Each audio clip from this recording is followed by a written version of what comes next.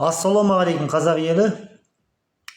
Достар, мынау аналар маршы дейміз ба, аналар мынау әскерде қазақтың жас жігіттері өліп жатқанға қарсы шықты.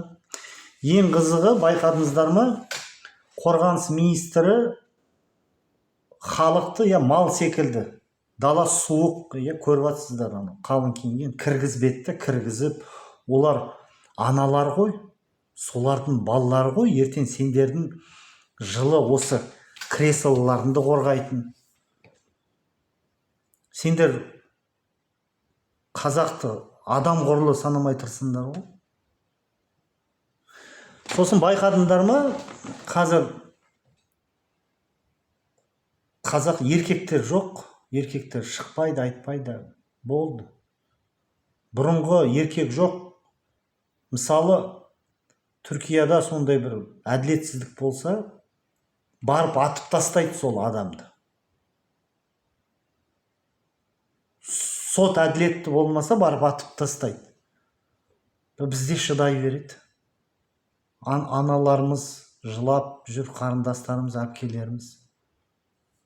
Еркектерге не болған? Енді жарайды. Айтасыз, билік қазаққа оқ атады, анау мынау дейсіздер. Жарайды. Бірақ орыстар шығып жүр ғой, орыстар крестный ходқа шығады. 100 деп рұқсат сұрамайды. Оларды неге тоқтатпайды? Оларға неге оқ атпайды? Сонда полиция, әскер, КМБ, прокуратура кімге қарсы? Ойлаңдаршы, кімге? Қазаққа ғой, қазақ ұлтына.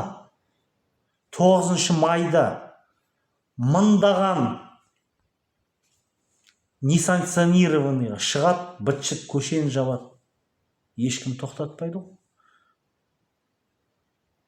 Қазақтар олай анау ашаршылықтың құрбанына шығамыз деген ешкімді шығармады, бәрін қамап тастады.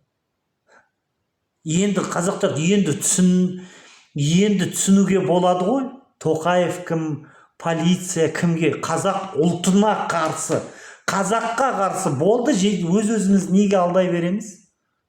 Болды, қазақ ұлтына геноцид жасалып жатыр ғой.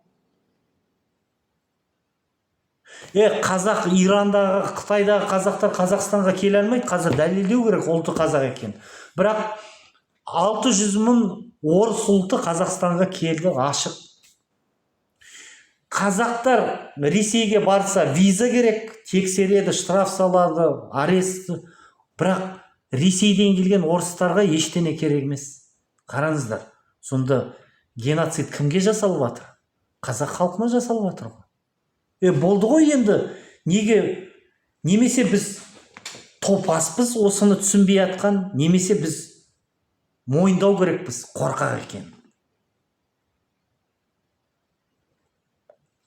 Қорқақ екен мойындағанда су кезінде ғана ояна бастаймыз.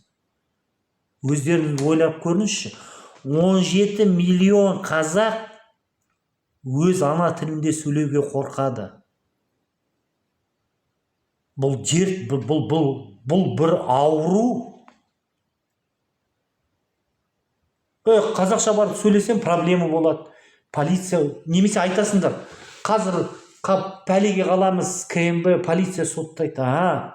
Онда ол полиция қазақтық емес қой, онда ол қазаққа қарсы полиция ғой. Онда Ресейге қызмет ететін КМБ, Ресейге қызмет ететін полиция, әскерде қазаққа оқ атады. Қаңтарда бәр өлген қазақтар 3 жасар Айкөркемнен бастап 72-дегі ақсақалға дейін бәрі ұлтты қазақ. Ұлтты қазақ оқ атқан қазақтар.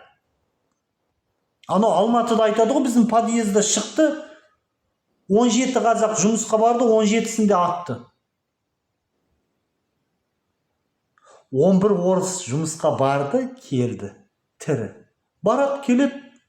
Қазақтар барса атады снайпер. Ұлты қазақтарға атады.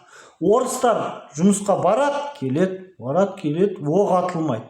Қазақтарға бәріне атылады. Терезеден анау 10 жасар сұлтан ба қайсы анау кішкентай бала. Терезені ашқанда да ұлты қазақты снайпер атты.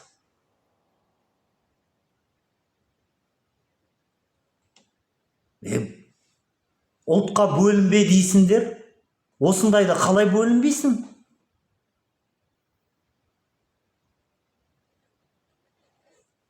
Білмеймін. Біз енді осы жолға, осы күреске басымызды тіктік. Ең болмаса қазақтар бізді қолдаңыздар.